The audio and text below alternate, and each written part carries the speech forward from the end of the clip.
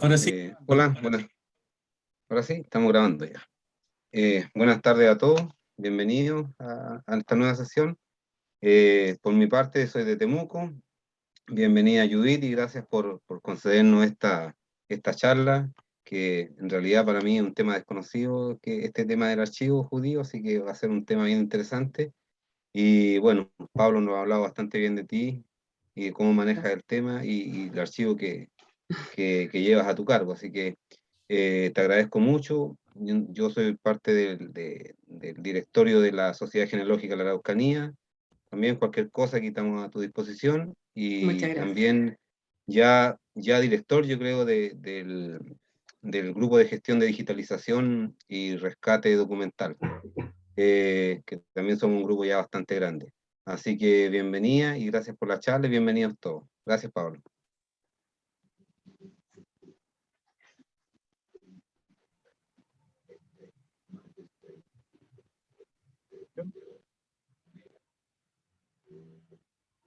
¿Lo escucha? Cristian Cofré. ¿Qué tal? Ahí. Bueno, ya terminando este segundo exitoso ciclo, excelente charla y muy buena compañía, ¿no? Lo hemos pasado bien. Ha sido un grato espacio, muy buena esta iniciativa, yo creo, ¿no? Así es que, bueno, seguiremos en contacto de todas maneras y a ver si de repente nos saltamos las normas y hacemos algo entretenido entre medio. ¿Quién sabe, no? De todas formas, estamos abiertos siempre a hacer cosas entretenidas en torno a la geografía, que es nuestro tema más principal. Y eso es un gusto también haber compartido con nuestros amigos de Argentina que se sumaron en esta temporada varios. Juan José, Rodolfo. Bueno, Mariano ya era miembro recurrente de la vez anterior. Está repitiendo. Y bueno, y así otros amigos chilenos también que están acá súper atentos, han estado todo este rato. Así que eso, bueno, que estén muy bien. Seguimos en contacto haciendo cosas genealógicas muy entretenidas. ¿Ya? Y porfa, te presentas. ¿Dijiste Rubio, Arturo? ¿Yo? Me presento. Por este año, la última presentada y la última parloteada. Rubio Baez Elizondo. Bueno, vamos despidiendo una segunda temporada. Oye, y no sé qué vamos a hacer el otro año, ¿no? ¿Qué vamos a tener que hacer? ¿Una canalización para ver a quién traemos desde el más allá para que nos den una charla? Porque quedamos altísimo hoy día. Muchísimas gracias, Judith, por tu presentación. Va a ser buenísima. Vamos sacando la cara a las mujeres. Oye, y gracias a todos y como dicen por ahí, pues capaz que salte algo ahí entre medio. Surprise. Pero gracias por estar nuevamente esta temporada con nosotros. Muchas gracias. Arturo, por favor. Hola, ¿qué tal? Acá Arturo Neumann, transmitiendo también desde Temuco. Soy bastante partner de José Melo en nuestras aventuras genealógicas. Varios de ustedes ya las conocen, tanto a través de Igenia como de GetGen. Agradecer a todos los participantes, tanto oyentes como expositores de esta segunda temporada que estamos terminando. La verdad es que siempre para nosotros es un desafío tener que presentar temas sin tener que repetirnos presentadores o más que nada temáticas. Así es que gracias por acompañarnos en esta segundo ciclo y esperamos que el otro año tengamos un tercero, si es que reunimos también material suficiente para poder exponer. Y eso también depende de cada uno de nosotros, que sigamos de alguna manera poniendo al día o actualizando nuestras investigaciones, que también por distintas razones varios las tenemos media suspendidas. Así es que gracias Pablo, gracias Ruby, Cristian, José, y a todos los presentes acá, un abrazo grande. Bueno, La verdad es que para mí es una alegría enorme presentar a Judith, es una excelente amiga y sé que es una excelente profesional. Les cuento un poquito de ella. Ella es directora del Archivo Judío, es bibliotecóloga, documentalista y es magíster en gestión de la información. Judith se ha desempeñado en forma continua en instituciones públicas, instituciones privadas, ligadas al área de la educación, derechos humanos y patrimonio cultural. El currículum es bastante más largo, pero lo vamos a dejar ahí y te pido, por favor, Judith, que le demos nomás con tu charla, que seguramente va a estar muy, muy entretenida. Bueno, en primer lugar, quiero agradecerles a cada uno de ustedes, los organizadores de este ciclo de conferencias de Viva la Genealogía, especialmente a Pablo, a Ruby, Cristian, Arturo y José. Yo tengo claridad absoluta de lo que implica estar organizando y creando una instancia tan abierta como lo han hecho ustedes de manera tan generosa. Así que partiendo desde ahí, agradezco la invitación. Mi propuesta hoy día es más bien compartir mi experiencia como bibliotecóloga y archivera y los conocimientos de las diferentes áreas que nos han permitido organizar este archivo de migrantes y que hoy día está en proceso de declaratoria de Monumento Histórico Nacional. ¿Ya? Y desde ahí voy a tratar de ser muy simple en todo el mensaje. Si les parece, al final de la presentación hacemos la ronda de preguntas, Pablo, para que podamos abordar todos los temas que correspondan. Entonces voy a compartir pantalla ahora con ustedes. Y un comentario respecto a lo mismo. Les pido, por favor, que dejen sus preguntas en el chat y que además silencien sus micrófonos para no interrumpir la charla de Judith. Y eso es muy importante. Bueno, como decía, soy la directora del Archivo Histórico del Judaísmo Chileno y la presentación de hoy día versa específicamente en la puesta en valor de esta documentación. ¿Ya? Se quedó pegado, que es lo que no tenía que pasar. Ahí. Ya. Bueno, los temas de la agenda son bastante acotados. Una presentación, algo de contexto histórico, político y cultural relacionado con la temática, luego la organización y gestión propia del archivo y los valores patrimoniales asociados a la documentación y finalmente la puesta en valor de todo aquello. En primer lugar, quería referirme a un concepto que para mí me parece clave para quienes trabajamos en archivos. Yo he escuchado otras charlas que se han dado acá y una de las características principales que tiene un archivo es que contiene documentos de carácter único, originales y la mayoría de las veces inéditos. ¿Ya? Esa es la base de cualquier organización que se denomina archivo. ¿Ya? Y pueden ser estos elementos, estar en soporte papel o en soporte electrónico, pero la característica es que son únicos, es decir, lo que ustedes encuentran en este archivo no van a encontrar en otro lugar. Esa es un poco la diferencia que quería hacer. Y desde el punto de vista archivístico, se denomina archivo al conjunto orgánico de documentos producidos durante la vida o las funciones de una persona física, jurídica, pública o privada. Estos son conceptos que se han acopiado en el mundo entero, no es ninguna cosa novedosa, pero es la base sobre la que nosotros deberíamos partir la conversación de hoy día. Y elegí este pequeño trozo de texto que me parece interesante y dice: el archivo es una desgarradura de los tejidos de los días, es el bosquejo de un acontecimiento inesperado. Todo él está enfocado sobre instantes de la vida de personajes ordinarios. El archivo no son páginas de historia, describe con palabras todos los días, trágicos o irrisibles en el mismo tono. Esta es una cita de Arlette Farguet en un texto que ella escribió en el año 1991. ¿Y esto por qué? Porque el Archivo Judío de Chile está basado de alguna manera en historias que de algún modo si no hubiesen estado acopiadas en un momento determinado, habrían desaparecido. Muchas veces nosotros asistimos a situaciones de pérdidas patrimoniales importantes y que después lamentamos. La archivística, que es la disciplina que trata estas áreas, tiene una serie de ciencias auxiliares, entre ellas, ¿no?, la genealogía, que ustedes manejan absolutamente a la perfección, y nosotros somos solo aprendices en torno a aquello. Y otras más como la paleografía, la heráldica, etc. Aquí me quisiera detener un poco en el tema del contexto de la presencia judía en Chile.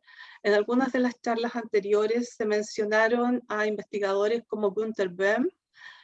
Günter, tuve el honor de conocerlo, un profesor de matemáticas, músico, autodidacta e intelectual, autodidacta en el mundo de la historia, pero con la visión de rescatar y de ir recolectando, él era de Concepción, de ir rescatando las historias locales, y de alguna manera la gente confió en él y le fue entregando documentación original que hoy día tenemos nosotros en el archivo.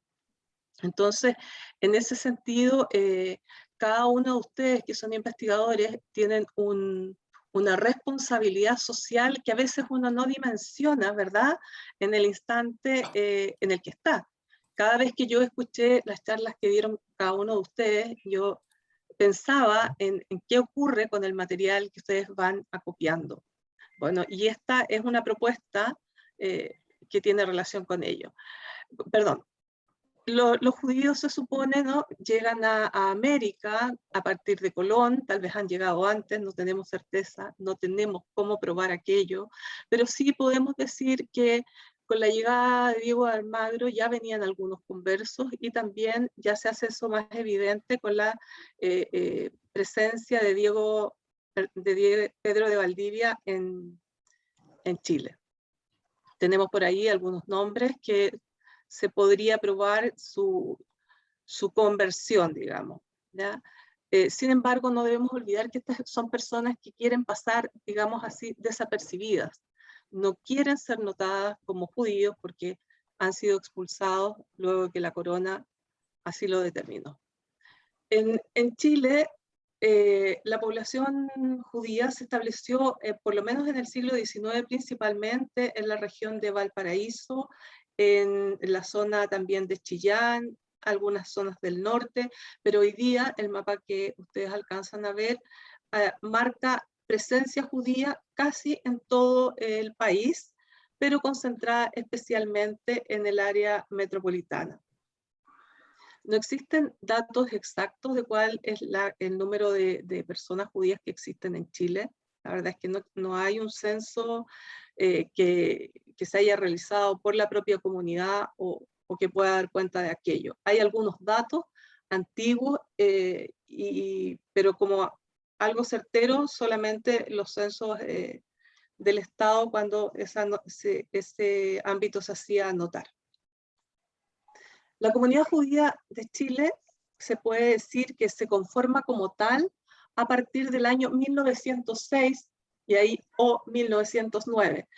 Y hago notar esto porque los mismos autores e investigadores del judaísmo en Chile no tienen un documento probatorio que pueda decir que fue en 1909 o en 1906. Nosotros en el archivo tenemos el testimonio de la hija de este señor que ustedes ven acá, don José Rabinovich, y ella menciona en su entrevista, ¿ya?, que la primera reunión para formar la Unión Israelita en Chile ocurre en el año 1906 en su casa, donde se logra juntar un grupo de varones suficientes como para tomar la determinación de crear esta sociedad.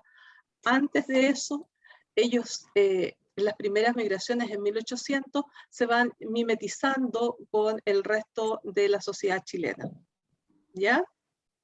Y bueno, de ahí en adelante empiezan a surgir una serie de instituciones como la Organización de Mujeres, que es WISO, o el Bikur Hoilim, que es una organización para la ayuda de los judíos más pobres y necesitados, o el Policlínico Israelí, que fue formado en los años, empiezan ellos a reunir dinero como en los años 20 para lograr constituirlo a fines de los 40. Es un grupo de médicos jóvenes que quieren retribuir de alguna manera a la sociedad chilena lo que han recibido. Esto yo diría que es un factor común a todos los grupos migrantes, y se mantiene esta clínica abierta hasta el día de hoy. Es muy fácil acceder a ella, está en la calle Nataniel, eso a grandes rasgos.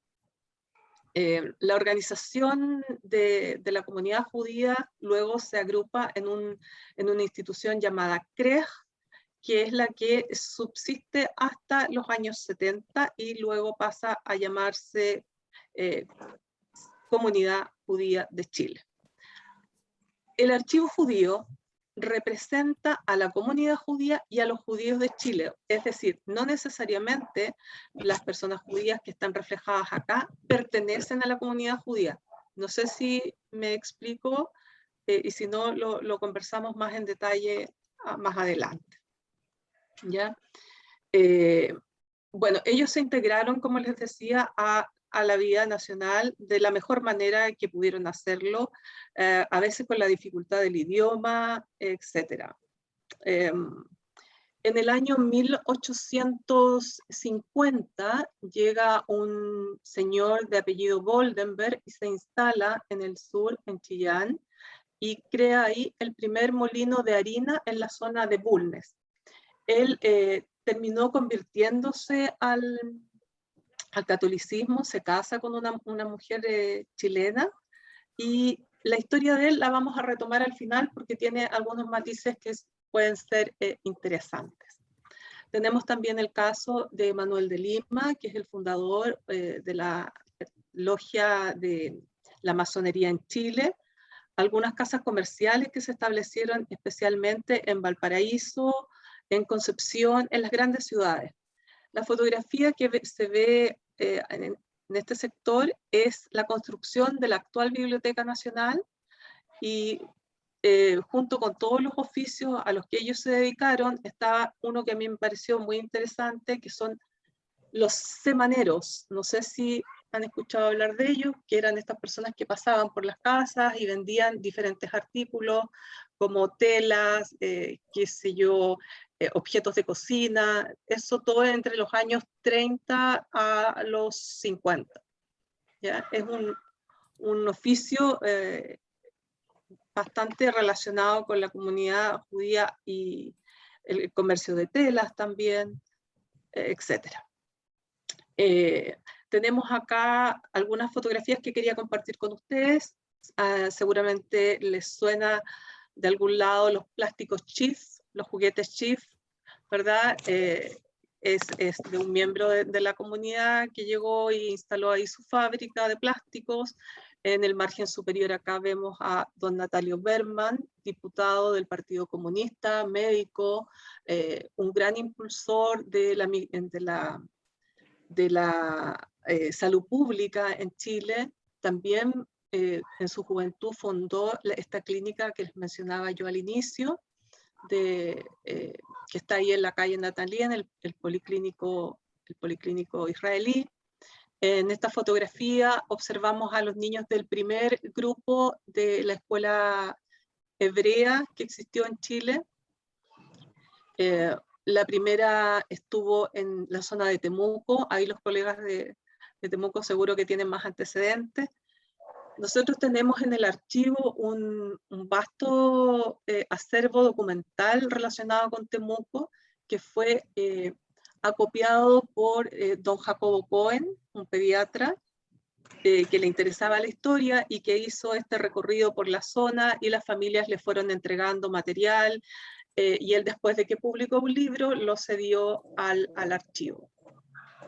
También se lograron integrar los que no eran religiosos a las universidades chilenas, y otros instalaron industrias como las barracas de fierro de Salomon Sack, que seguramente han escuchado, hay una población, también hay una zona en Santiago, y bueno, don Salomón Sachs se transformó con el tiempo en un filántropo importante, y hasta el día de hoy su familia continúa con aquella labor, capacitando especialmente a jóvenes que no tenían recursos para tener una educación profesionalizante de alguna manera. Otro hito importante, me voy a quedar aquí un minuto, otro hito importante, destacar que la Fundación Dannenbaum, que también está relacionada con un miembro de la comunidad judía, instaló en Chile, gracias a conversaciones con la Universidad de Chile, la pedagogía en educación diferencial, que no existía en los años 60 en Chile, 50 o 60 en Chile, como consecuencia de las dificultades que tenía uno de sus hijos. Entonces ahí hay de nuevo un vínculo social importante con nuestro país. La documentación que nosotros acopiamos en el archivo está relacionada con diferentes ámbitos, y especialmente tenemos un fondo documental y un archivo oral importantísimo relacionado con los sobrevivientes de la Segunda Guerra Mundial que buscaron refugio en nuestro país. Más allá de todo lo que se dice, ¿no? Que estos pasaportes que se ven acá abajo, en el inicio de su portada tienen una marcada J bastante grande, para señalar que estas personas eran judías, y que todos aquellos, y que todas las mujeres tenían como segundo nombre Sara, y todos los varones tenían como segundo nombre Israel, ¿ya? O sea, había una doble marca, por decirlo así, en aquellos pasaportes. Tenemos una colección bastante grande que ha sido donada por descendientes en documentos originales, y que nosotros los utilizamos para las actividades que hacemos con estudiantes de enseñanza básica o enseñanza media. Y especialmente en estos momentos en que Chile ha recibido diferentes grupos de migrantes, a los estudiantes les ha hecho mucho sentido aquello. También contamos con el testimonio de personas que son sobrevivientes y que van presencialmente a darles charlas a los estudiantes. Acá en esta fotografía tenemos a don Eli Alevi. Él falleció el año pasado. Eli era un hombre extraordinario, que venía de la zona de Turquía, que pasó por varios campos de concentración. Era uno de los pocos que siempre mostró su marca en el brazo, que se alcanza a ver acá. Y bueno, él acá en Santiago le fue bastante bien. Logró fundar o crear este mall que está, el Apumanque, el emblemático Apumanque. Y bueno, es una persona era él una persona muy generosa. Cada vez que le pedíamos que diera testimonio a los estudiantes, lo hizo. Y bueno, luego tenemos acá una fotografía, esta es una fotografía en Holanda, también entregada por otro sobreviviente. Acá es un matrimonio, son estas 4 personas que contrayeron matrimonio, en parejas, por supuesto, y acá se observa en la solapa, se alcanza a ver la estrella distintiva que se le ponía a las personas que habían estado o que eran judíos. Holanda tenía un régimen un poquito distinto. Y aquí en esta fotografía quise ponerla porque creo que pueden vincularla mejor ustedes con la sociedad chilena. Ella es la señora Vera Bekvari Frietz. Ella es la abuelita de Nicolás Massú. Y tenemos toda la historia de la señora Vera también en nuestro archivo, disponible para quien la necesite. O sea, una de las características que tiene este archivo es que es abierta a todo investigador sin ningún requisito previo, digamos. Y este es un detalle que seguramente algunos de ustedes conocen. pero en Yad Vashem, en Israel, hay un gran museo para las víctimas del Holocausto, y nosotros, los chilenos, hay una, seguramente en la lista de Schindler, ¿vieron la lista de Schindler? A él le plantan un árbol en su honor, qué sé yo, y todo. Nosotros tenemos el honor de tener a 2 chilenos entre ellos, a la primera mujer latinoamericana que es declarada justa entre las naciones, María Edwards McClure. Ella fue declarada de manera póstuma en 2006 porque rescató a muchísimos niños durante el periodo de la guerra. Ella trabajaba en el hospital de Rothschild y debajo de sus vestidos, ella era muy delgada, sacaba bebés, qué sé yo, y fue, por supuesto, torturada y apremiada muchas veces, y sin embargo logró salvar creo que 125 niños. ¿Ya? Luego tenemos al lado a don Samuel del Campo. Él era cónsul de Chile en Rumania, y también hizo un salvataje de aproximadamente 300 personas. Él fue declarado de manera póstuma también en 2016 con el honor de Justo entre las Naciones. Así se llama este premio, este reconocimiento, por decirlo. La particularidad es que Samuel fue removido de su cargo, salió sin honores, su familia desconoció su trabajo y él desapareció. No sabemos qué ocurrió con él posteriormente. Hay investigaciones que se están desarrollando en este momento para saber qué es lo que pasó con él. Entonces, Chile aportó y acogió a este grupo de personas en un contexto en que las cosas eran bastante adversas. En paralelo a ello ocurrían otras cosas, como por ejemplo, seguramente ustedes conocen a Condorito. Él tenía un personaje que se llamaba Don Jacobo. ¿Ya? La leyenda dice que la comunidad judía hizo un reclamo por el estereotipo del personaje y lo cambiaron a Don Máximo Tacaño. ¿Ya? Y ahí el personaje de Condorito además se internacionalizó, pero no fue el único personaje que desapareció, sino que otros muchos, y esto hay que verlo en el contexto de la caricatura en aquel momento, o sea, era parte del colectivo. Otra cosa que ocurría acá es la quema de Judas, que es una tradición bastante importante en Chile, y también tenemos un libro dibujado a mano por la señora Clara Schneider sobre su experiencia como niña judía educada en un colegio católico, donde la ronda que jugaban se llama El perro judío. Ella hizo un libro ilustrado precioso, es un libro álbum, y con el tiempo se transformó en la mamá de un importante personaje público en Chile. Bueno, y un poco esa es lo que yo les quería comentar.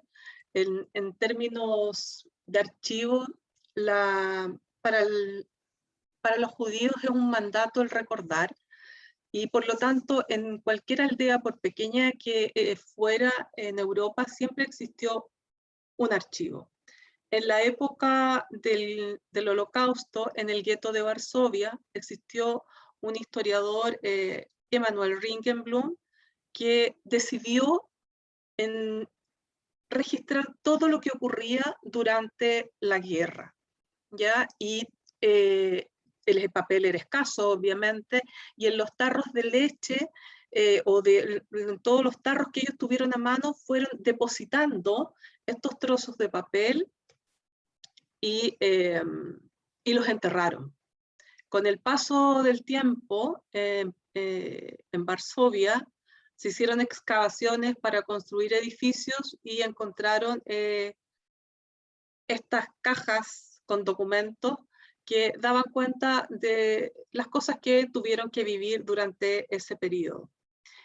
Entonces, ese archivo se llama Oner Shabbat, que es en honor al Shabbat, y bueno, como dicen los historiadores, es la historia de la vida cotidiana, es la historia de la gente común, y eso lo vuelve tremendamente valioso. Eso.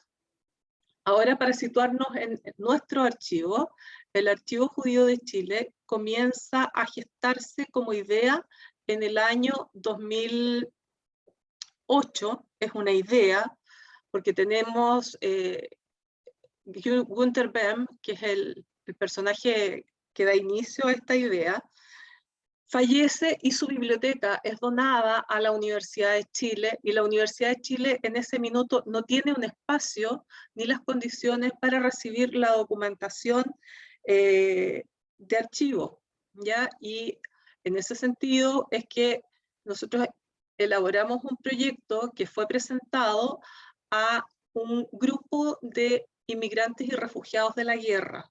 Estas personas que les mencioné al inicio o en la mitad de la presentación, ellos formaron en Chile una organización que se llama B'nai B'rith.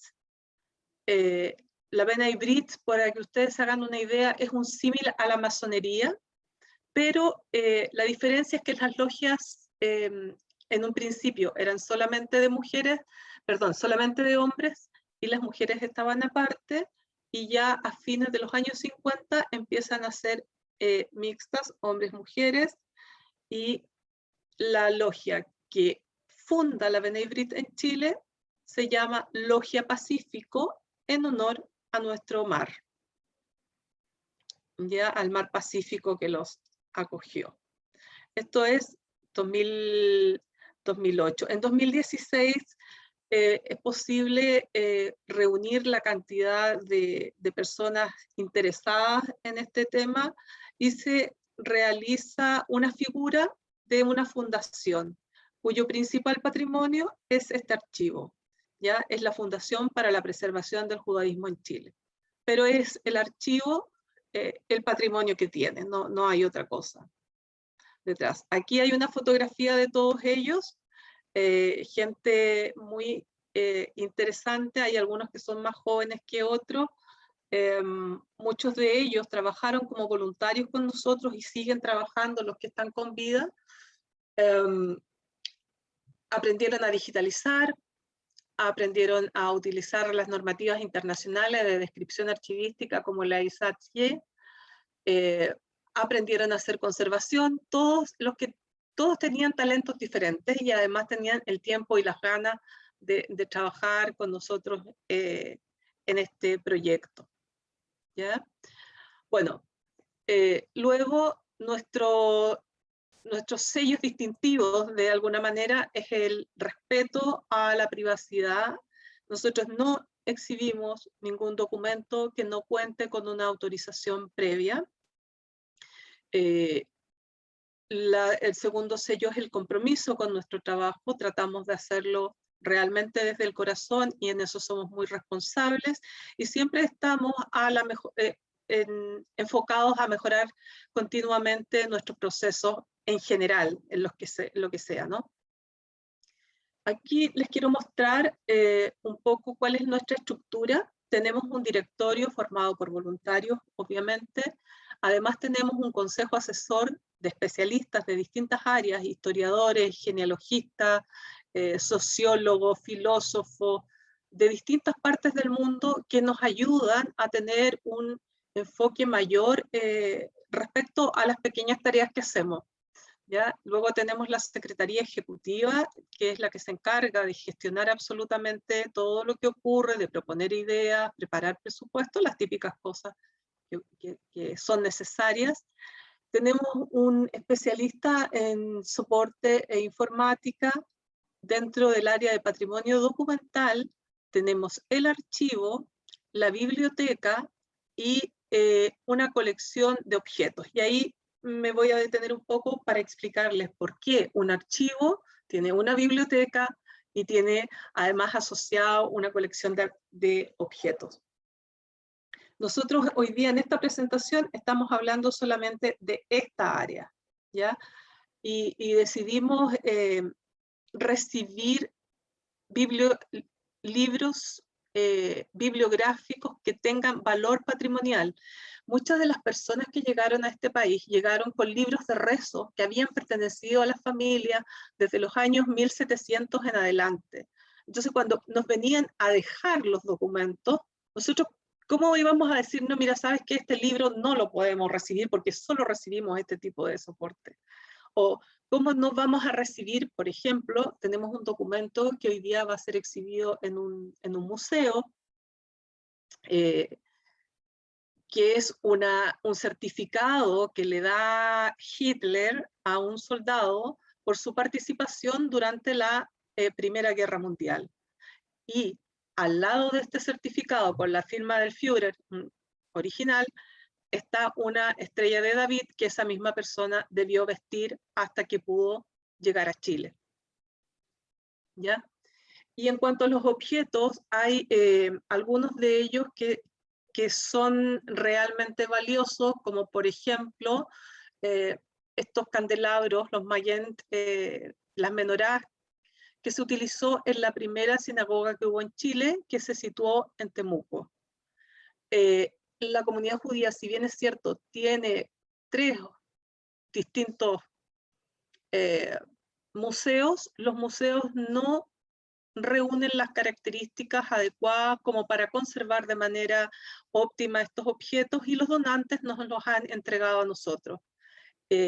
Sí, de vez en cuando, para ciertas situaciones, nosotros prestamos estos objetos para ser exhibidos, siempre y cuando podamos hacer nosotros la conservación e intervenir el espacio para que asegurar que estos sufran el menor deterioro posible, porque tampoco la idea es tener el material guardado para que nadie lo vea, no es la idea.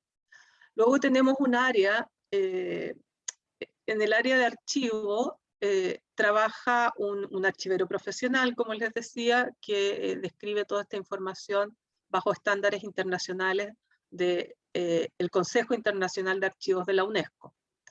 Luego tenemos un área de preservación y conservación que está dividida en restauración y preservación digital. Nuestro objetivo es mantener detrás de cada documento las huellas del tiempo, ¿ya? No queremos que parezca nuevo. Nosotros podemos hacer copias y que las cosas queden perfectas, pero queremos hacer las intervenciones, y ya les voy a mostrar algunos ejemplos, que se note que la fotografía o el documento tenía un faltante o que estaba rasgado, etc. ¿Ya? No queremos que sea una cuestión que quede como prístina, ¿no? Luego tenemos la puesta en valor, y la puesta en valor es la investigación. De alguna manera nosotros financiamos investigaciones que sean pertinentes obviamente al área. Tenemos un concurso de tesis en el que también damos un pequeño incentivo a la gente que escribe o hace pequeñas investigaciones de pregrado relacionadas con la cuestión judía, y luego la puesta en acceso a través del catálogo en línea que tenemos disponibilizado. La misión, obviamente, es dar acceso a fuentes originales, inéditas y únicas relativas a la experiencia judía en Chile, relacionadas con personas, familias o instituciones de origen judío. ¿Y por qué hago esta observación? Porque es un archivo que tiene características distintas. En los años 1970 hubo un grupo de investigadores chilenos de origen judío que fueron por todas las comunidades, que no eran tantas, ¿no? Y les dijeron a las instituciones, dennos el material que nosotros lo vamos a llevar a Israel, y allá lo van a conservar y lo van a cuidar. Y así ocurrió este mismo fenómeno en todo el Cono Sur, y se originó en Israel el archivo del pueblo judío. Y esto es una limitante para quienes quieren hacer investigación, claramente, ¿no? Ese material, en ese minuto, no existía una legislación adecuada para proteger estos bienes patrimoniales de origen que pertenecen al país finalmente. Son parte de nuestra historia. Y hoy día estamos en conversaciones con ellos para hacer una digitalización masiva y poder tener en nuestro archivo todo aquel material disponible. En este minuto tenemos 102 fondos documentales que están compuestos por manuscritos, algunas fotografías, películas, grabaciones de audio. Dentro de estos grupos hay escritores, pintores, todo tipo de personajes dedicados a las artes, también a la industria. Dentro de los recursos con los que contamos, hay 7 bases de datos que incluyen información desde el año 1850 en adelante, bases de datos que están relacionadas solamente con personas que fueron beneficiadas por Alemania con fondos de restitución. Tenemos bases de datos de algunos cementerios y esto nos permite a nosotros ofrecer servicios a instituciones como que se dedican a la restitución de bienes tanto artísticos como económicos en Chile y en el extranjero. Aquí yo elegí un par de documentos para mostrarles. Que ustedes ven acá es muy interesante, solo tiene números al interior. Es un libro de apuntes de contabilidad de una casa comercial en Valparaíso y es del año 1856. Acá pueden ver, este es un diploma que se le dio a don Mauricio Brockmann, fundador de la clínica alemana, y que está firmado, no se alcanza a ver acá, está firmado por José Joaquín Aguirre.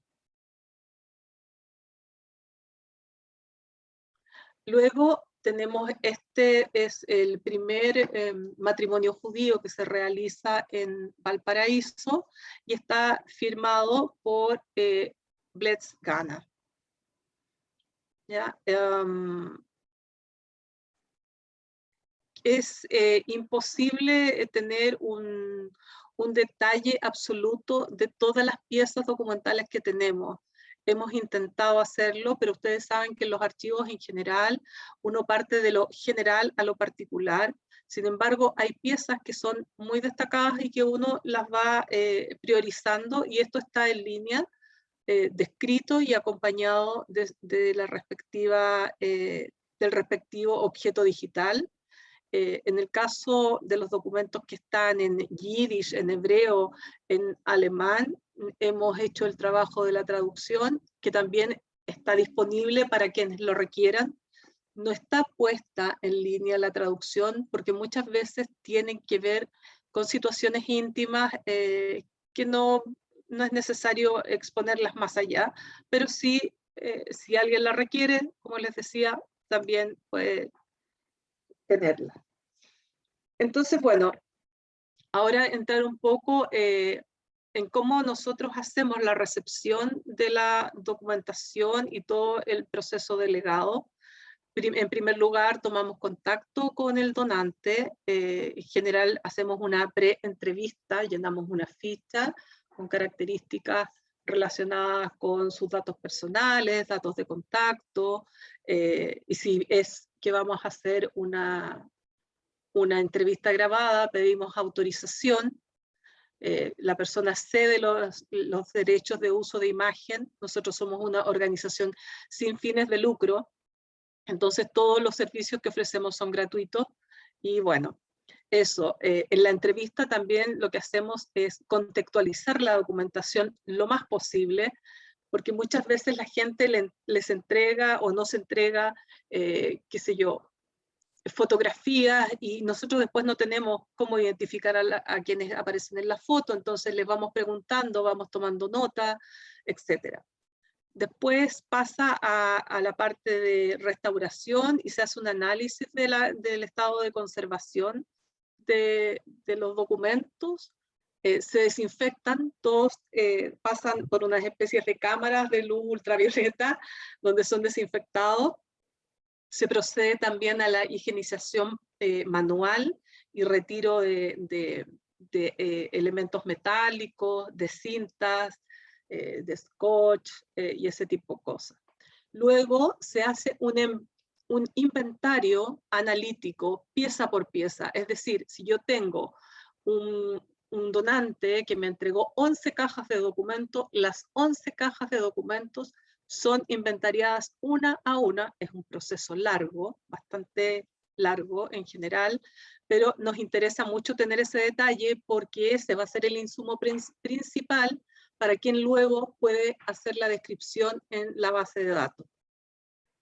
Posteriormente a eso, se pasa al proceso de digitalización y aquí también nosotros cumplimos con estándares internacionales de conservación, de publicación y de acceso. Son 3 estándares que aplicamos. Y finalmente, esto, si es necesario, se restaura, se conserva en carpetas libres de ácido, etcétera, y es puesto en acceso finalmente. Después de que pasa a ser puesto en acceso, es decir, descrito en la base de datos, pasa al almacenamiento final. Y solamente si es necesario y el investigador lo solicita, el documento es sacado de su almacenamiento para que la persona, digamos así, pueda comprobar que el objeto digital es una copia del documento original.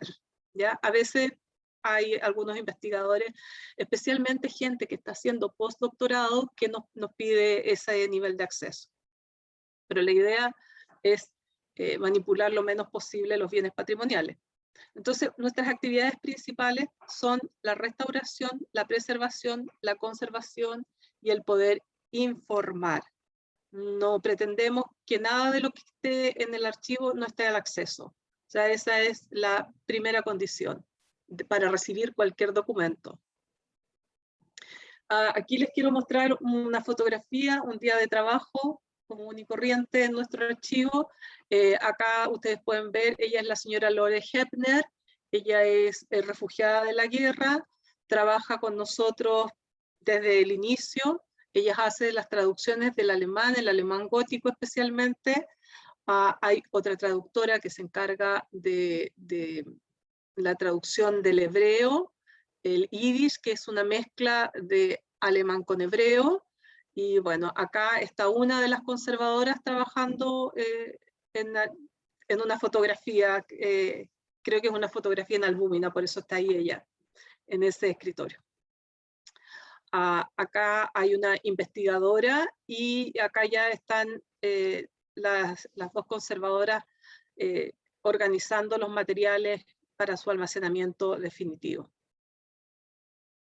En general, nosotros cuando recibimos la información, la recibimos en condiciones bastante precarias. Acá se alcanza a ver un poquito.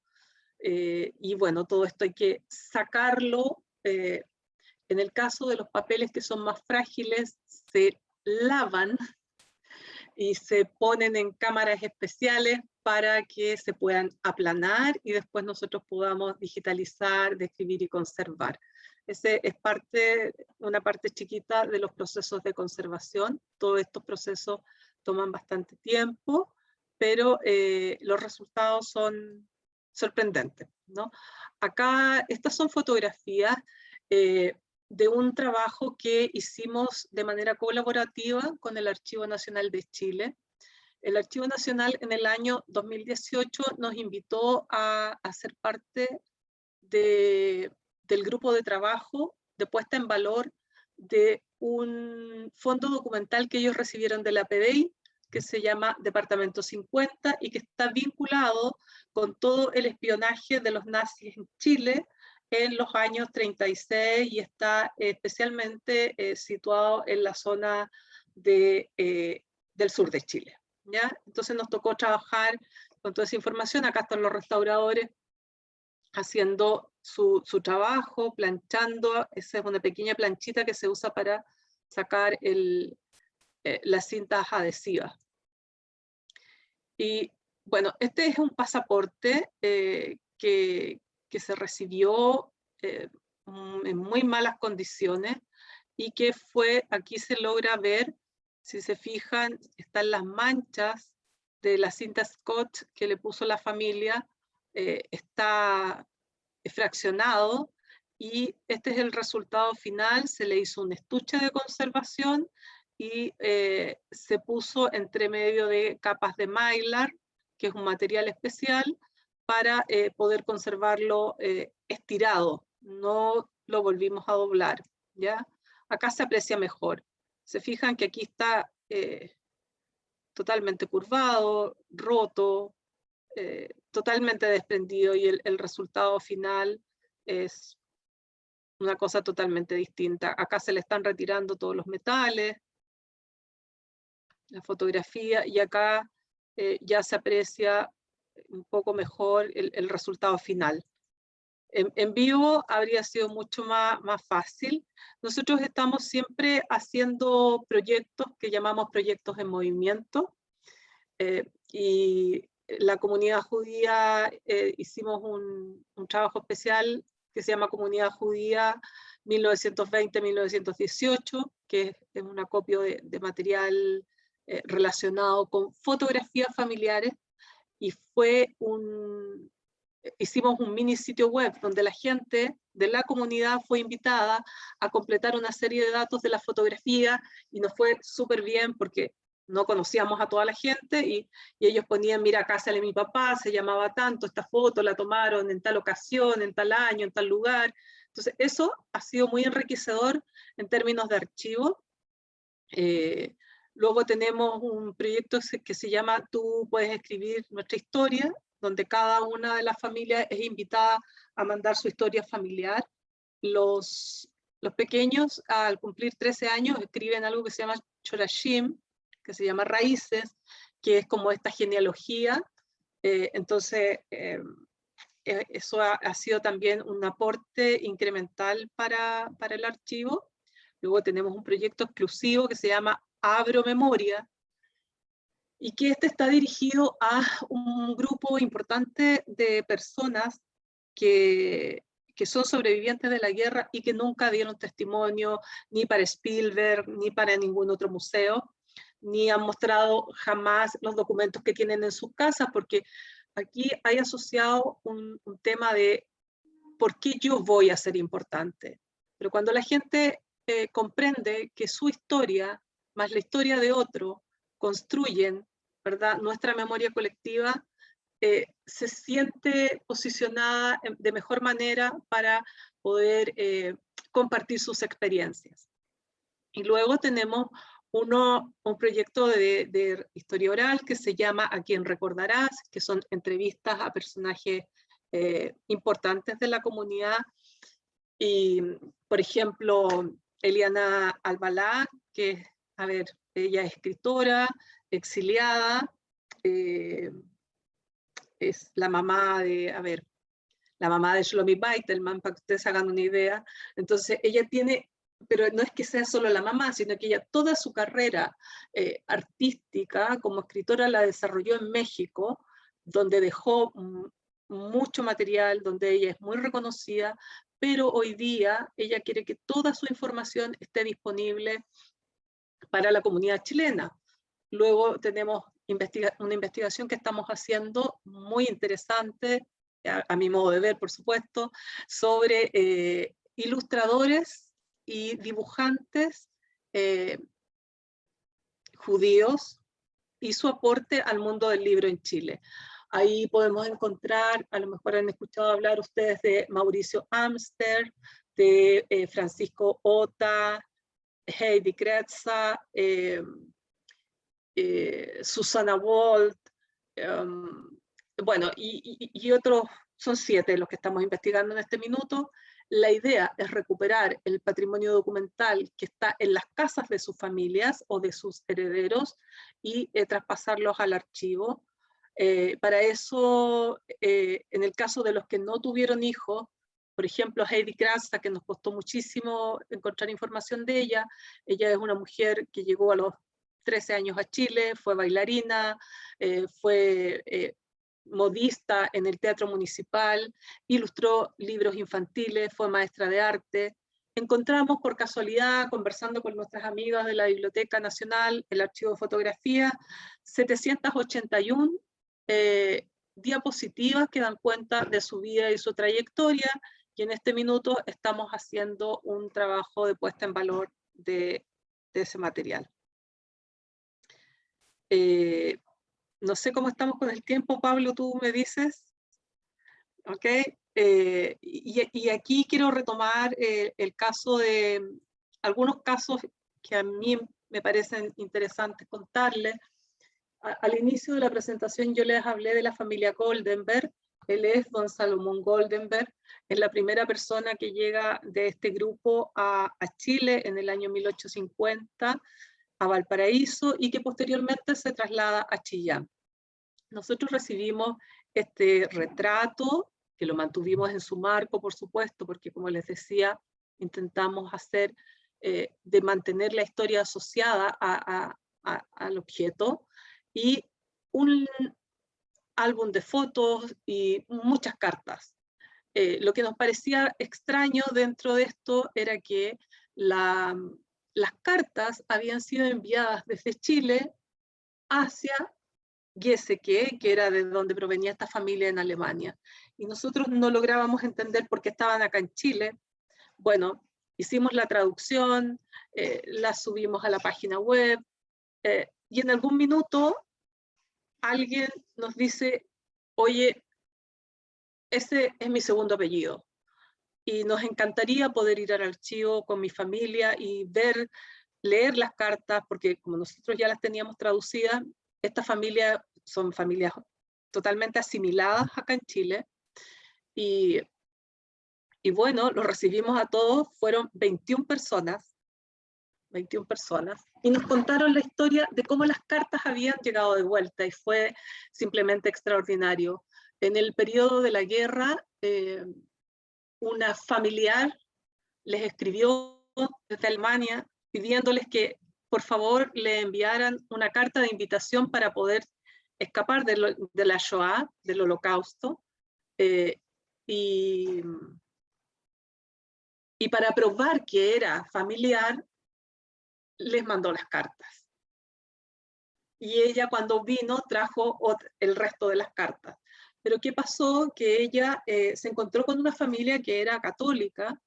Ella no tuvo descendientes, y ella siguió practicando el judaísmo hasta su muerte. Yo tuve el honor de conocerla, y me explicó que encontró que lo mejor que podía hacer con ese material era donárselo a alguien, en este caso a Gunther, y Gunther, bueno, como ustedes saben, es parte de nuestros fondos documentales, entonces ahí hicimos el círculo virtuoso, digamos, completo. Bueno, esta información, como está en línea, nos han escrito desde Nueva York, nos han escrito desde Argentina, descendientes pidiendo las traducciones de las cartas, y eso ha sido realmente extraordinario poder compartir con ellos esos pequeños rastros de sus familias que quedaron acá y que ellos desconocían. Así que eso es algo buenísimo. También nos han solicitado información gente desde Brasil, porque ha visto que acá había algo de su abuelo, y hemos podido hacerles llegar toda la documentación que tenemos. Yo diría que una de las cosas más conmovedoras que nos ocurrió asociadas también a esta familia fue que hicimos una exposición, y una señora que no sabía que era familiar de ellos, vio entre medio del álbum de fotografías, porque eran los tiempos en que uno podía hacer exposiciones en vivo, vio entre las fotografías a su abuela, siendo ella ya una persona adulta, yo diría que de unos 80 años, lloraba de emoción. Fue una cuestión muy conmovedora. En el año 2018 también nos escribió alguien desde Israel, y nos dice, mira, estoy buscando si es que tengo el siguiente dato. Al parecer, un familiar sobreviviente del Holocausto está o pudo llegar a Chile. Y efectivamente esa persona llegó a Chile y tuvo hijos acá, y este señor viajó desde Israel. Eso para nosotros fue, no lo esperamos jamás. Nos pidió contactar a la familia, conversamos con la descendiente, ella muy desconfiada, porque también ya es una persona adulta, y tantas emociones a veces producen muchas sensaciones distintas, ¿no? La cosa es que él viajó desde Israel a conocer a su prima en segundo o tercer grado, no me acuerdo en este minuto. Eso fue también algo muy, muy bonito que ocurrió. Y otra cosa interesante es un señor que guardó y atesoró cartas de su familia sin jamás haberlas traducido, que nosotros las pudimos traducir, estaban en holandés, y las pudo leer por primera vez él, y sus hijos y sus nietos. Y esas cosas son realmente muy gratificantes para uno como profesional, ¿no? Más allá de cualquier cosa. Es como esto, como de ir uniendo diferentes mundos. También tenemos colecciones que son nativas digitales, es decir, fotografías de la hora que surgieron en formato digital, o grabaciones que surgieron durante la pandemia, y las trabajamos de una manera un poco distinta a los archivos tradicionales, pero están disponibles también para la investigación de cualquier persona, como les decía anteriormente. Y bueno, ¿qué más decirles? Que como institución estamos muy agradecidos de lo que hemos logrado a estas alturas. Nosotros tenemos el reconocimiento del Consejo Internacional de Archivos, del Archivo Nacional de Chile. Hacemos nuestro trabajo de la mejor manera posible, y adscribiendo a las normas de la UNESCO de conservación de bienes patrimoniales y culturales del año 70, nosotros no hacemos compra de material. ¿Ya? Esa es una política dentro de todas las reglamentaciones que tenemos de funcionamiento. Nosotros no compramos material, habitualmente nos ofrecen en venta muchas cosas. Hay mucha falsificación, hay muchas que son originales sin duda, pero como política optamos por no comprar nada. Dentro de la propuesta de puesta en valor del Archivo Judío para ser declarado Patrimonio Histórico Nacional, está presente la consideración de que estas personas, de una manera u otra, se integraron a la sociedad chilena con todas las dificultades que ello implicó, ¿no? Y también con todas las ventajas que implicó, porque cuando ellos llegaron, venían de culturas con algunos conocimientos más avanzados de los que había en los determinados momentos históricos. Y sin duda que han sido un aporte, como también lo ha sido la comunidad árabe, la comunidad española, los croatas, etc. Pero creo que uno de los mayores valores que tiene esta institución es lo que les mencionaba al inicio. Aquí realmente se custodian documentos que son únicos e inéditos. Así es que eso es lo que quería compartir con ustedes. Les doy las gracias por la atención. Espero haber sido clara en la exposición, y ahora estoy, si tienen preguntas, feliz de responderlas. Muchas gracias, Judith. Excelente la presentación. Voy a revisar en el chat las preguntas mientras Pablo rellena. Gracias, Cristian. Había un comentario ahí de algo respecto a un certificado, respecto al primer matrimonio. No sé si estás ahí, Mendel, Benjamín. ¿Comentaste algo respecto al matrimonio de tus abuelos? Lo que pasa, yo soy judíos llegados desde Hamburgo en 1851. Llegó el papá de mi quinto abuelo y mi quinto abuelo llegó de 3 años y se casaron en Mendel con su prima, como que la trajeron desde Alemania, y se casan entre primos acá en Concepción, y ellos vivían bajo la religión judía y inscritos en el archivo, o sea, en el registro disidente, están enterrados en el cementerio disidente de Concepción y vivían en comunidad judía con la familia Wurzmann que vivía, y creo que fueron como, o se juntaron, o fueron como los que dieron pie como a la... Pablo, y bueno, no le alcanzo a escuchar. No sé si yo tengo un mal audio. No, parece que No, Benjamín tiene Benjamín problemas de tiene audio. está un poquito cortado, 2008. pero lo que te está hablando es de que el registro de sus quintos abuelos es en Concepción, se casaron como judíos, y él puso ahí en el chat que es anterior al registro que tú mostraste, 10 años Fabuloso, anterior. Así que fabuloso. ahí podríamos hacer contacto. Benjamín, tú si quieres te contactas conmigo después, o si Judith quiere compartir su correo, lo podemos ver cualquiera de las dos maneras. Sí, por supuesto, por supuesto. Por supuesto.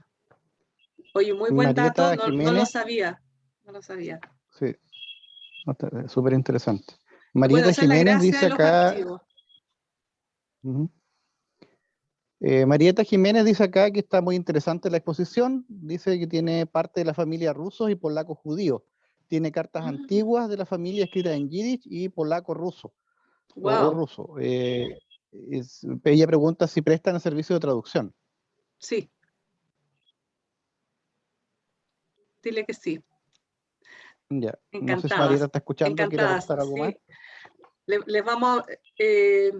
Les dejo mi correo, que es jriquelme@fmj.cl. No sé si lo tienes, Pablo, tú por ahí. Escríbelo en el chat mejor. Judith. Sí, aquí.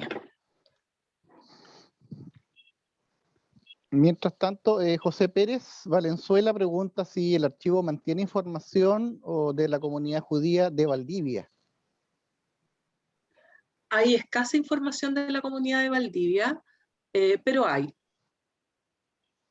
Te digo escasa porque era pequeña, no, pero hay información.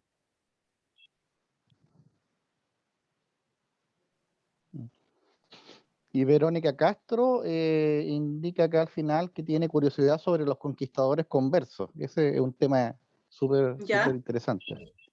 Ujú. Ah, No sé si quieres no sé. complementar algo la pregunta, Verónica. Bueno, yo le recomendaría leer a Günter Bem. A mí me parece que él hizo investigaciones bastante serias. Seguramente miró a otras muchas gentes para escribir lo que escribió, pero es una fuente fiable. También está Mario Matus, que ha trabajado el tema de los sefaradíes, sí, y también de los conquistadores. Yo creo que ellos dos son los que se me vienen a la mente en este minuto. Y bueno, y decir un poco que nosotros mantenemos estrechas relaciones con el archivo del arzobispado, con archivos en España y especialmente en Austria y Alemania, archivos judíos, por supuesto. ¿Te interesa eso? Judith, yo me refería porque en un momento del inicio tú te referías a que Diego de Almagro venía acompañado de algunos conversos. Sí. A eso iba dirigía mi pregunta. Tú querías saber quiénes, los nombres. Sí, sería fantástico. Déjame ver si los tengo en alguna parte apuntados. Yo no soy historiadora, entonces me pareció que tal vez no era tan importante, ¿no? Pero no sé si Ordóñez podría estar ahí en ese grupo. Te puedo mandar datos después si quieres. O en nuestra página web puedes mirar también. Ahí lo que nosotros hicimos fue una línea de tiempo desde la llegada de Diego Almagro con algunos de los hitos más importantes. Ahora, hay gente, y eso creo que aquí los colegas de genealogía lo pueden decir mucho mejor, que se cambiaron los nombres, o sea, eso era sí o sí, pagaban por nombres, por usar apellidos distintos. Piensa que acá, en general, creo que alguien contaba que todos estos apellidos como, y ahí nuestro Cristian, se me olvidó el apellido. Cofré. Cofré. Gracias. Cristian Cofré tiene en su blog una nota muy interesante, Verónica, que podrías revisar precisamente sobre este tema.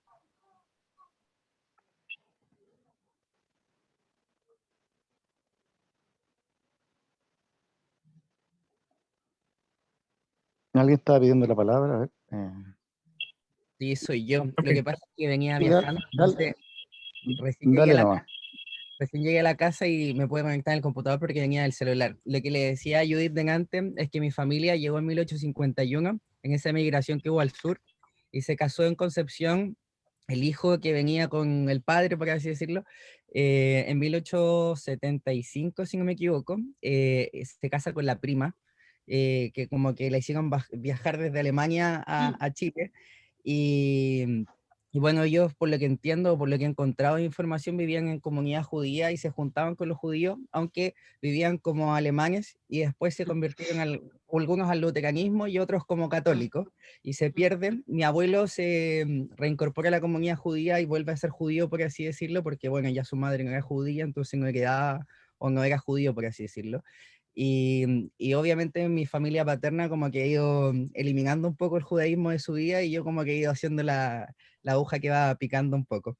Me encontré también con este tema de que uno se hace el ADN y de repente uno hace match con una familiar muy antigua que su abuelo fue, o sea, su antepasado fue torturado en Auschwitz, su esposa fue torturada en Masik junto a una hija y una de las otras hijas se casaba a Uruguay. Y cuando leí el relato fue bastante fuerte porque yo pensaba y decía, bueno, si mi familia se hubiera mantenido en Hamburgo, posiblemente hoy día no estaría contando la historia. Y fue súper emocional, o sea, emotivo, y cuando te escuchaba me emocionaba mucho ver todo el trabajo que han tenido, porque quizás a mí no me tocó, pero sí a muchos quizás parientes hacia atrás sí les tocó. Así que agradecido, me voy a poner en contacto contigo para poder entregarte los datos que tengo y tengo fotos que no son originales, pero mis familiares son un poco celosos en entregarme como esas herencias, pero tengo copias que quizás te podría compartir. Estos fulanos Muchas gracias. se dedicaron uno traía tabacos y habanos de distintas partes de Chile, o sea, del mundo, según las crónicas Sé de de qué familia me comercio, estás hablando, ¿ah? Sé de qué familia me estás hablando. y el otro era relojero. Sí. Así que te puedo entregar esos datos.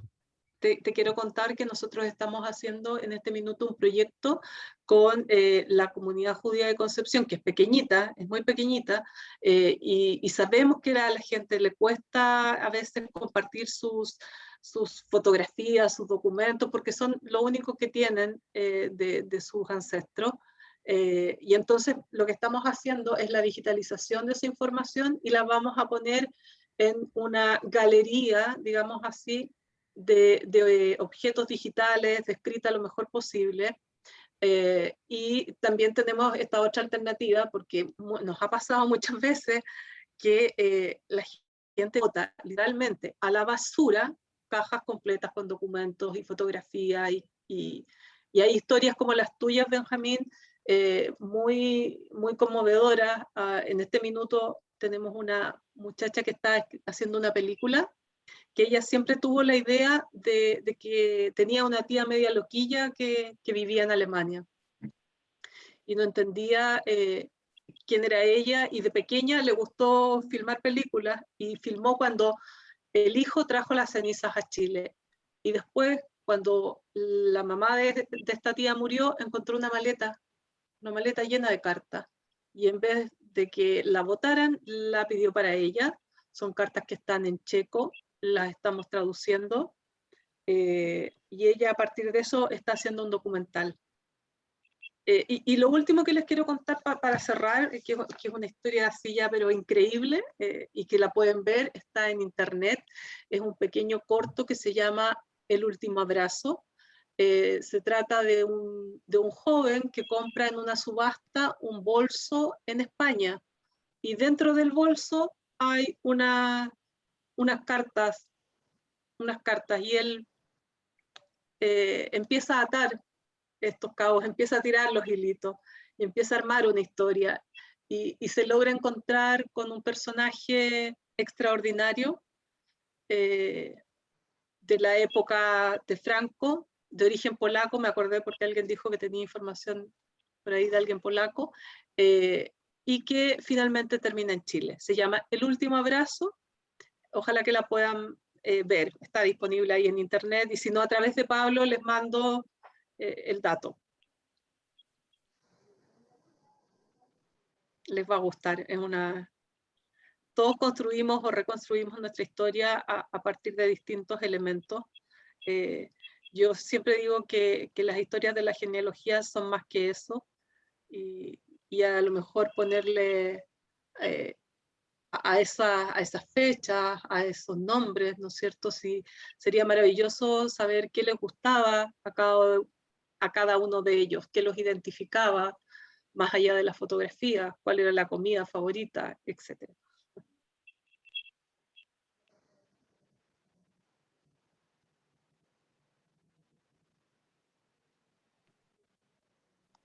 No sé si hay más preguntas.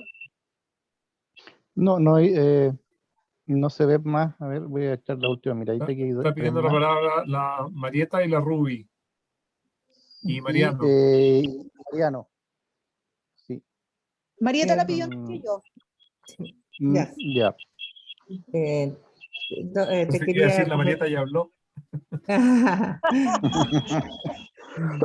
No Te importa, quería- siempre es grato escucharte, Marieta.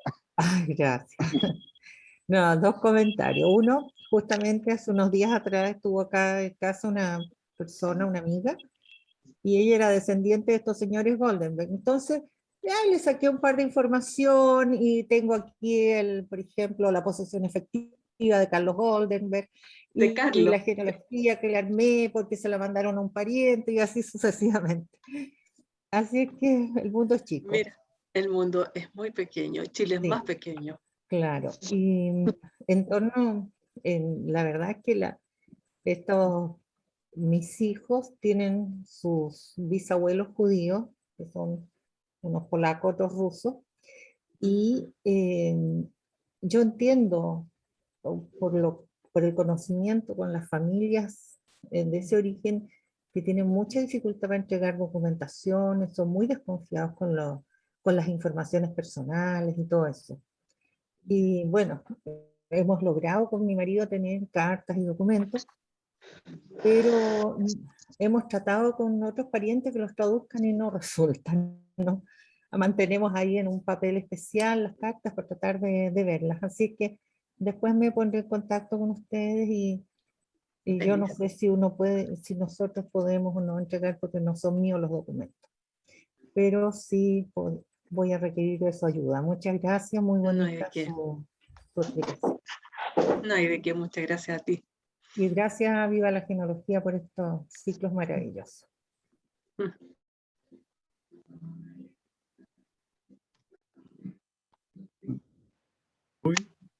Me toca. Ruby, sí.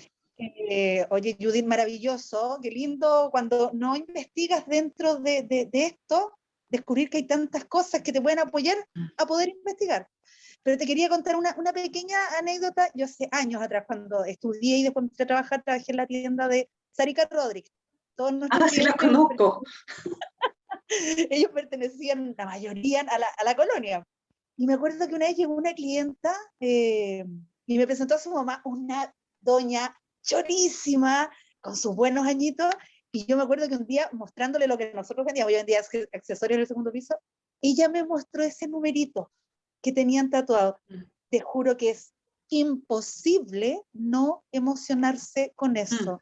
No, es imposible que no te llegue al alma, yo no siendo judía, pero te llega, yo me acuerdo y se me paran los pelos.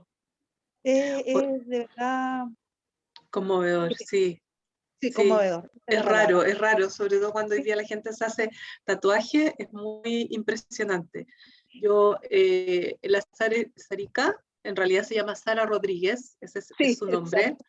Ella se puso su nombre artístico, igual como en algún minuto alguien habló de Moshe Nesel. Moshe Nesel se llama Moisés Arueste.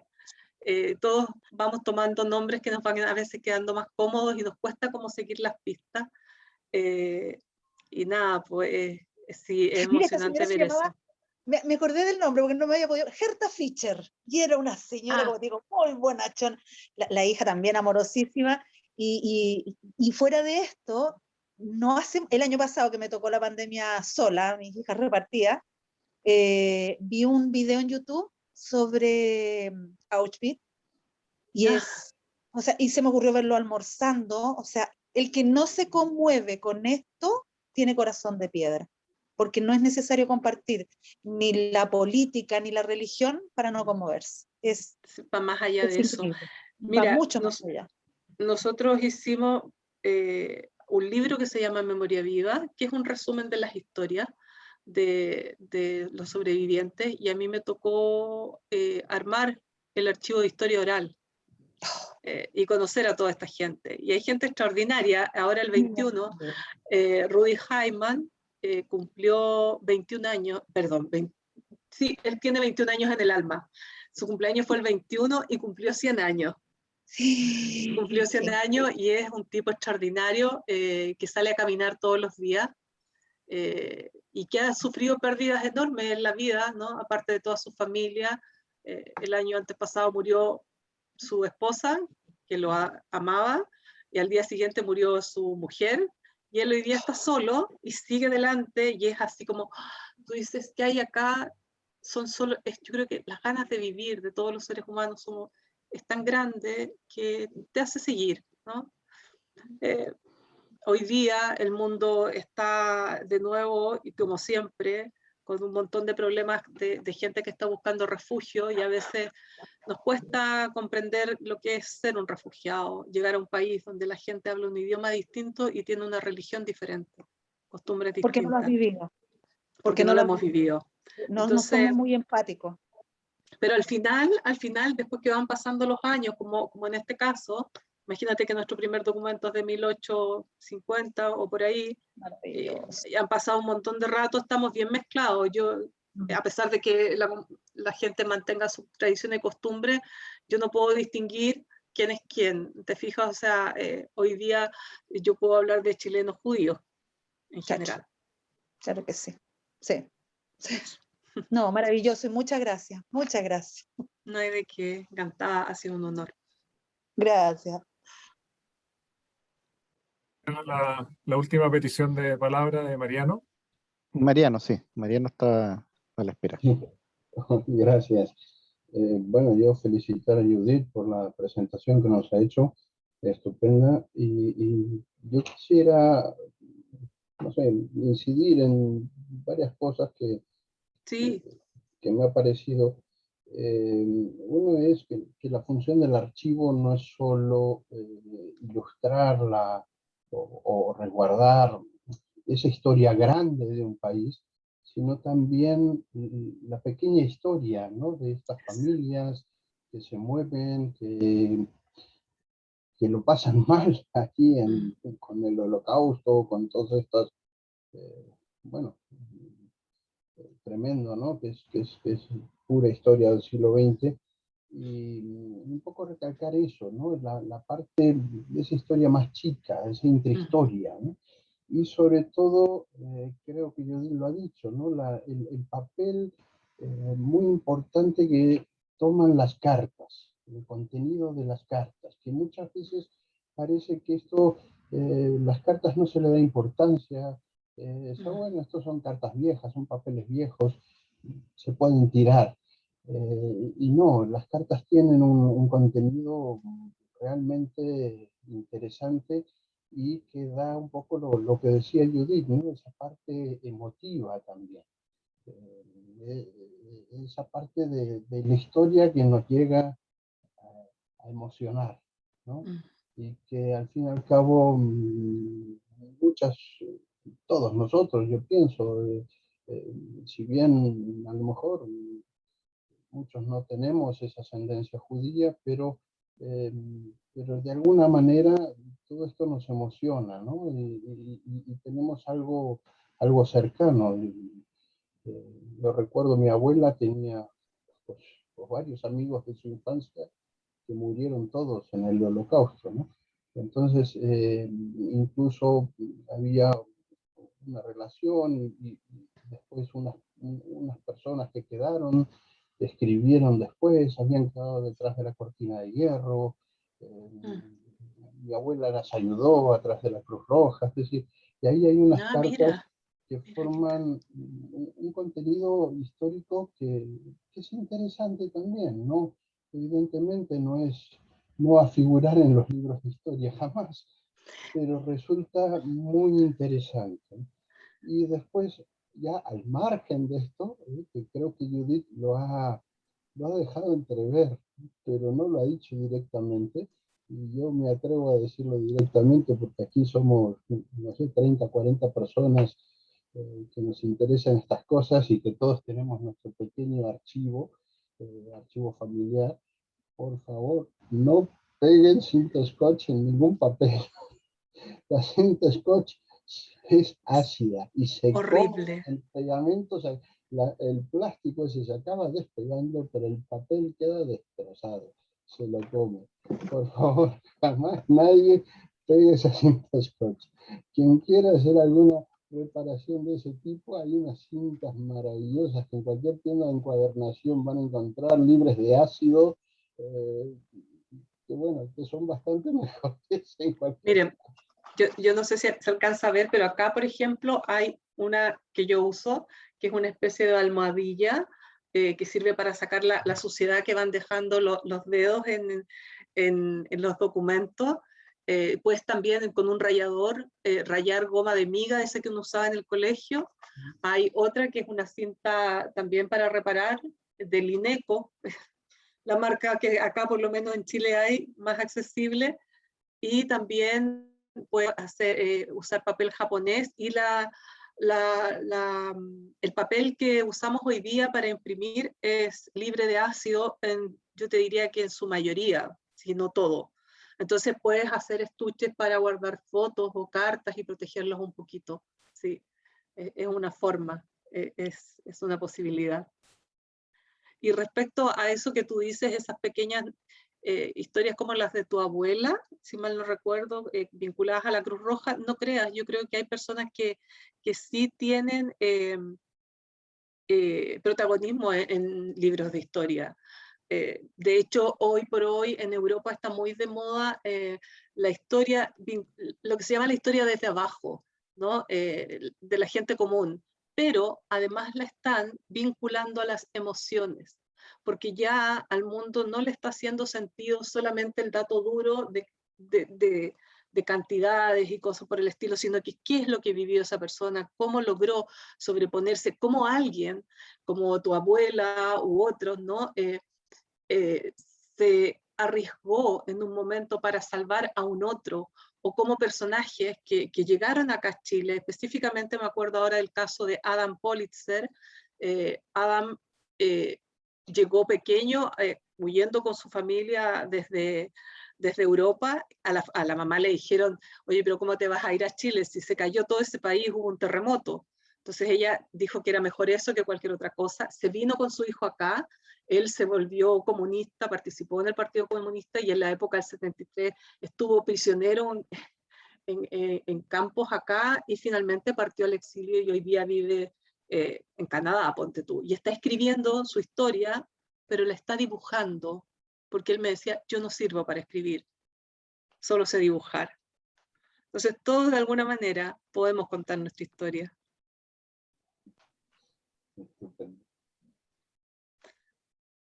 Eso, les agradezco enormemente. Espero que no sé si alguien estaba pidiendo la palabra. Sí, yo por favor. José. Sí, José. Gracias. Judith, bueno, felicitarte por la charla, Gracias. estupenda en realidad, y es una charla no además de un archivo, sino es una charla sobre historias que, como varios han dicho ya, te tocan un poco en el sentido de lo sentimental, y en realidad yo creo que si uno se internara un poco más en lo que tiene el archivo, en todas estas cartas y todo, uno cruza muchas cosas por la cabeza y también por el alma en realidad. Porque uno que hace historia familiar, genealogía, a través del tiempo también va involucrándose mucho con esto, con la historia, no solamente con la que te toca directo, sino con la historia de tus ancestros y de tus antepasados en general, y ellos no solamente, bueno, no solamente rescatamos lo simpático, lo bueno, sino rescatamos también lo doloroso. Y toda la historia y todas las familias lo tienen, y es así. Pero para nosotros como investigadores también, bueno, nuestro tema y nuestra tarea yo creo que en cierto modo es darle una visión positiva a toda esta historia, aunque sean negativas, porque al final hay hechos que son negativos, pero te conducen tal vez en el tiempo a algo mejor. ¿Ah? Estoy de Y acuerdo contigo. y es muy probable que sea así. ¿Ah? El sufrimiento, los malos ratos muchas veces de lo que uno encuentra en los mismos antepasados de uno, que dejaron esto, dejaron lo otro, pero después te das cuenta que al final ese sacrificio tuvo una recompensa, quizás no directamente para ellos, pero que sí a los que siguieron después. Así es. Así que son historias muy bonitas, y aunque sean dolorosas. Y otra cosa es que felicitar por el trabajo que hacen. Me siento bastante involucrado con ello porque es parte de lo que también hago. Eh, y como grupo Igenia iniciamos una tarea también que al final empezó a avanzar, y con el tiempo nos dimos cuenta que había mucho que hacer en este tema, y lo mismo nos llevó a formar este otro grupo que partió de una idea tan simple y que en cierto modo, a pesar de su simpleza, era muy necesaria, que era el rescate y la digitalización documental, y justamente por esto, por crear una base de datos que al final nos permitiera tener un acceso a la información, y es lo que nosotros como ahora como el grupo de gestión documental y digitalización estamos realizando, y, y como que uno va aprendiendo mucho, y esta charla también me ha hecho muchas vueltas sobre las cosas que has contado, porque hay cosas que uno no maneja, porque nosotros, yo creo que como grupo, como persona también, hemos partido de un tema del desconocimiento, simplemente de la necesidad de hacer algo,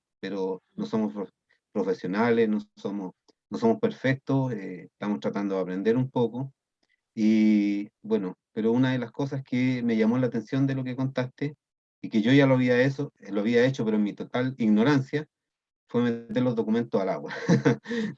Lo hice, lo hice con todo el temor del mundo a que el documento se destruyera, pero fue lo mejor que pude hacer porque era un documento que estaba imposible de arrugado, que tenía dobleces para todos lados, un documento de 1700 y algo, que en realidad enderezarlo era imposible, y dije, el agua lo puede, y lo metí al agua y se enderezó. Ya, muy bien. Así que fue, ahí ya estamos más o menos en una línea que estamos de acuerdo. Y Ya no te ha puedes sido una sentir bonita culpable ahora, José. Sí, no, ya no me siento culpable, así que eso es lo que te quería decir. Y lo otro que te quería preguntar es que, bueno, desde mi punto de vista, desde mi experiencia, yo, como te digo, no soy experto, estamos aprendiendo aquí nosotros como grupo, y te quiero preguntar si en algún momento nos podría recibir, porque tal vez eso nos serviría a nosotros también como Encantada. parte de un aprendizaje. ¿Ah? Absolutamente encantada. Te lo agradezco mucho. A todos los que están acá presentes, en cualquier minuto me escriben, porque nosotros tenemos un horario de trabajo que tal vez es un poco distinto al resto, porque la prioridad es la vida. Entonces trabajamos los martes, los miércoles y los jueves mediodía. ¿Ya? Y tenemos hartas fiestas, por ejemplo, ahora ya empiezan las altas fiestas que se llaman, entonces casi no trabajamos en septiembre, pero si me escriben yo feliz, y me encargo de que estén las profesionales del área correspondiente para que les enseñen técnicas de restauración, sí. De hecho tenemos qué sé yo, nosotros en este minuto tenemos 4 estudiantes en práctica que van ahí a aprender. Así que lo que necesites, lo que quieras, encantada. Te lo agradezco mucho porque en realidad, como te digo, nosotros estamos aprendiendo, aunque a pesar de que llevamos un buen tiempo en esto, pero siempre desde nuestra visión así muy básica. Hemos adquirido algunos escáneres, que son unos que van como lamparita de arriba hacia abajo, que se llaman los Iriscan, ¿Ya? y son fantásticos en realidad, pero igual hay cosas que no manejamos, como la parte archivística, qué sé yo. Ahora estamos haciendo un proceso de indexación de mucha información, pero como te digo, a partir de la nada hemos logrado un trabajo y un grupo bastante fantástico. Somos 60 y algo de personas, Mira, y, wow. sí, y todos están trabajando en realidad en este tema de lo que, bueno, la digitalización generalmente la hago yo, con Arturo somos los que participamos en la gestión, ¿cierto? De buscar los Oye, y archivos, voy a buscar hacer los todos una lados. pregunta al tiro así Dime. terrible. ¿En qué formato están digitalizando? Mira, el escáner me da TIFF Bien, y JPG y bueno, otro más, pero generalmente en TIFF. en TIFF sin compresión, ojalá a 3600 ppi. Sí, sí, en eso estoy haciendo. Es que, como te digo, he ido averiguando un poco cómo hacerlo bien para que quede mejor. Pero, por ejemplo, ahora estamos con el grupo, estamos indexando una parroquia que estaba hecha de antes y yo la había hecho con cámara fotográfica nomás. Las imágenes se ven súper bien y todo, pero están en JPG. Pero, pero ahora con el escáner, o con los escáneres, porque ya hemos adquirido 2 y viene otro ya en camino, y ahí se hace en TIFF porque te da la posibilidad. Pero es un trabajo bonito, entretenido, y como te decía, con Arturo vamos haciendo la gestión en las parroquias, y como ya nos conocen bastante, nos ha resultado. Hemos hecho algunos viajes, que lo habíamos hecho antes también, y con el grupo, el resto de los que hay varios acá que se han sumado a este grupo, están haciendo indexaciones. Así que armamos un grupo de coordinación y ellos se encargan de llevar a cabo esto de la indexación, así que es bastante interesante porque al final la información va pasando a una planilla y eso te va a permitir que la información esté disponible de manera más fácil a través de planillas. Claro que sí, claro que sí. Y con el tiempo queremos hacer lo mismo, de hacer una página web y subir la información, alojarla. Mira, Por eso, existe, José, un software de código abierto que se llama Atom, que es el que ya, utilizamos nosotros, y tenemos un especialista que sin preguntarle puedo comprometer a que les ayude ahí a perfecto, utilizarlo, a instalarlo y todo eso. perfecto. Te lo agradezco mucho y No hay de qué. bueno, a Pablo le pediré tu contacto para poder coordinar una visita, no pronto, pero lo haremos. Cuando gustes. Muchas Si no, gracias y por muchas Zoom y gracias por todo. tu No, de charla. nada. Gracias a ti. Judith, bueno, te quiero dar las gracias, tú sabes que personales, de todas maneras, de corazón, y en nombre de todo el equipo. Parece que Cristian quiere hablar, perdón, antes que... Sí, Cristian, dale. antes de cerrar, quería, bueno, darte las gracias, Judith, súper buena la presentación en general. Muy interesante lo que hace, muy valioso, no me imaginaba algo de ese estilo, digamos, con todo el contexto. Que por otro lado es como llamativo, ¿no? Porque a veces uno piensa que esos sucesos en Europa no tienen tanta relación con nosotros, pero al final siempre hay alguna conexión. Es fantástico cómo se van haciendo las cosas. Pequeño. Así que yo también me gustaría me gustaría visitarlos de todas maneras. Encantada. Porque, encantada. Por otro lado, respecto de los judíos sefarditas que preguntaba Verónica también, mira, ahí podría aportar un poco que Günter Bohm fue uno de los mayores estudiosos que puso el tema sobre la palestra, hizo hartos libros súper interesantes. Yo creo que si les interesa el tema hay que seguirlo, digamos. Lo pones en Memoria Chilena y aparece. Ahora, sí. Creo que era súper intuitivo, como que intuía ciertas características del de estos conquistadores y decía, mira, tiene pinta, ¿no? Y a veces como que afirmaba un poquito más, yo creo. Sí. Ahora, yo creo que comprobadamente del siglo XVI conquistadores son muy poquitos los que tienen una comprobada documentalmente una ascendencia. García de Cáceres, por ejemplo. Diego García de Cáceres, que tiene un proceso en Llerena, Sí. de hecho sus descendientes no pudieron aspirar a mejores cargos porque tenían esta mácula de este antepasado. Todas las hijas fueron monjas, las 5. Así, bueno, otra característica que Ginterbom también identificaba, ¿no? El comercio, el tema religioso, pero Sí. Diego García de Cáceres, está Jerónimo Molina, Juan Jufré o los Jufré, Los Jufré. Que ahora último, José Miguel de la Cerda descubrió este vínculo converso que se desconocía. Para todos los efectos, él ya llegó no siendo ni siquiera converso, digamos, y como un español más. De hecho, una de las características que tenía esta migración de antecedentes de familias sefarditas es que era oculta, porque no podía pasar a América. Eso estaba prohibido. Claro. Y así son poquitos, son, no sé, 5 o 6 conquistadores que uno puede decir, no. Sí, la verdad es que los censos, tal como dices tú, cuando se empezaron a hacer acá en Chile, las personas que se declaraban como judíos propiamente tal eran bien poquitos, cuando ya se puede hacer censos, digamos, la mayoría se fueron asimilando al resto de la sociedad, y a pesar de eso, los judíos son pocos en Chile, son bien pocos, fíjate, menos de lo que uno se imagina.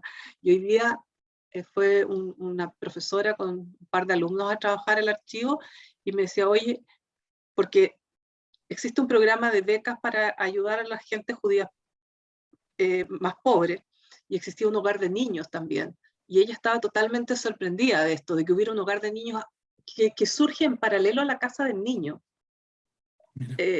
O sea, y son detalles que no se conocen porque en general es como que no hay que contar mucho lo que se hace, ¿no? Es como parte de la política, digamos, como de la forma de vida, no sé si es política, de la forma de vida. Es un poco eso. Pero, como te digo, nosotros estamos muy contentos con el trabajo que hemos logrado hacer, que está muy vinculado también a la tradición judía. La tradición judía dice que hay que recordar, hay que volver a pasar por el corazón. Zahor es la palabra que se utiliza y que aparece en la Biblia bastantes veces, más de 300 de todas maneras. Hay un mandamiento del recordar. Entonces, creo que de alguna manera el trabajo que estamos haciendo y mostrando hacia afuera en la medida de las posibilidades es un aporte a la sociedad chilena, sin duda. Sí, de todas maneras, se notó. Sí. Pero bueno, eso. Oye, muchas gracias a todos ustedes, les agradezco enormemente este espacio. Yo fui alumna de algunos por ahí y agradezco mucho todos los conocimientos que nos pudieron transmitir. Les agradezco su tiempo, su dedicación y cariño para hacer accesible la genealogía a la gente común, que es un poco lo mismo que buscamos nosotros. Así que desde ahí me despido muy cariñosamente de todos los que participaron hoy día en esta charla. Un abrazo gigante para Pablo, para la Ruby, para José, para Arturo, que me ayudó con un dato ahí de alguna abuela, y también para ti, Cristian. Les mando un beso, un abrazo gigante y seguimos conectados. Gracias, Judith. Muy bueno, gracias a ti, Judith.